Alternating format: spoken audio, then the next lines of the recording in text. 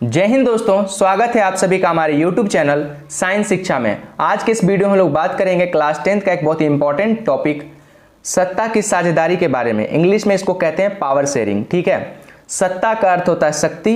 किस चीज की शक्ति? तो शासन व्यवस्था से संबंधित डिसीजन लेने का शक्ति, डिसीजन लेने का पावर। ठीक है, साझेदारी का अर्थ होता है बंटवारा करना, यानी कि सत्ता की साझेदारी का मतलब क्या हो जाएगा? शक्ति का बंटवारा करना, यानी कि शासन व्यवस्था से संबंधित जो डिसीजन लेने का पावर है, निर्णय लेने की शक्ति है, उसका बंटवारा करना। किनके बीच बंटवारा किया जाएगा? तो देश के अंदर रहने वाले हर तरह के लोगों के बीच में यह बंटवारा किया जाएगा, और इसी को हम लोग क्या कहते हैं? सत्ता की साझेदारी कहते हैं। अब डेफिनेशन समझ लीजिएगा।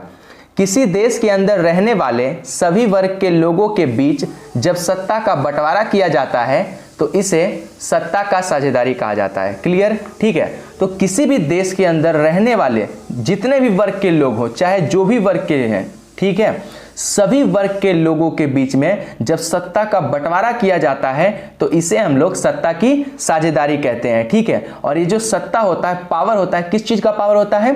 शासन व्यवस्था से संबंधित निर्णय लेने का पावर होता है। ठीक है, देश से संबंधित निर्णय लेने का पावर होता है। क्लियर? ठीक है, अब जैसे समझिएगा, अगर आप किसी ग्रुप में शामिल होते हैं, ठीक है, और उस ग्रुप के अंदर ग्रुप से संबंधित डिसीजन लेने में आपकी सहायता ली जाती है, आपको कोई प्रॉब्लम होता है तो उस प्रॉब्लम को सॉल्व किया जाता है, आपकी बातों को माना जाता है, तो आप क्या कहिएगा कि आपको भी डिसीजन लेने का पावर दिया गया है। कोई भी निर्णय लिया जाएगा ग्रुप से संबंधित तो आपसे राय ली जाएगी, आपकी बात समझी जाएगी। ठीक है, तो आपको लगेगा कि आपको ग्रुप से संबंधित डिसीजन लेने का अधिकार मिला हुआ है, यानी कि वहां पे पावर को बांटा गया है, सत्ता को बांटा गया है। ठीक उसी प्रकार से जब देश के अंदर अलग अलग वर्ग के लोग रहते हैं, उनकी बातों को माना जाता है, उनकी परेशानियों को दूर किया जाता है, तब सभी लोगों के बीच में सत्ता का बंटवारा होता है। क्लियर?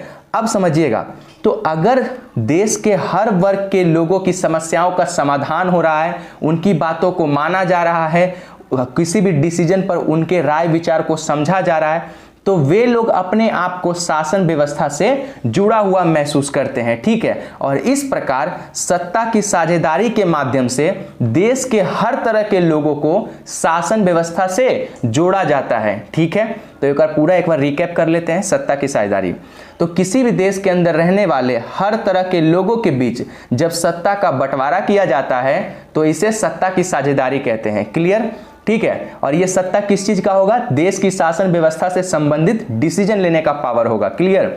सत्ता की साझेदारी के माध्यम से देश के लोगों को शासन व्यवस्था से जोड़ा जाता है। क्लियर? अब देखिएगा, तो ये जो सत्ता की साझेदारी होती है वो अपने देश के अंदर अलग अलग तरीके से किया जाता है। ठीक है, और हम लोग के सिलेबस में 4 तरीके को पढ़ाया गया है। ठीक है, क्लियर? सत्ता की साझेदारी करने के अलग अलग तरीके होते हैं, और यहाँ पे हम लोग 4 तरीकों के बारे में बात करेंगे। सबसे पहला होता है सत्ता का क्षैतिज वितरण, दूसरा होता है सत्ता का ऊर्ध्वाधर वितरण, तीसरा होता है समाज के अलग अलग समूहों के बीच में सत्ता का बंटवारा करना। ठीक है, और चौथा तरीका है कि आप धरना प्रदर्शन आंदोलन के जरिए सत्ता में साझेदारी करते हैं। क्लियर? ठीक है, तो ये 4 तरीका है सत्ता में साझेदारी करने के। क्लियर? आई होप आपको समझ में आया होगा कि सत्ता की साझेदारी किसे कहते हैं।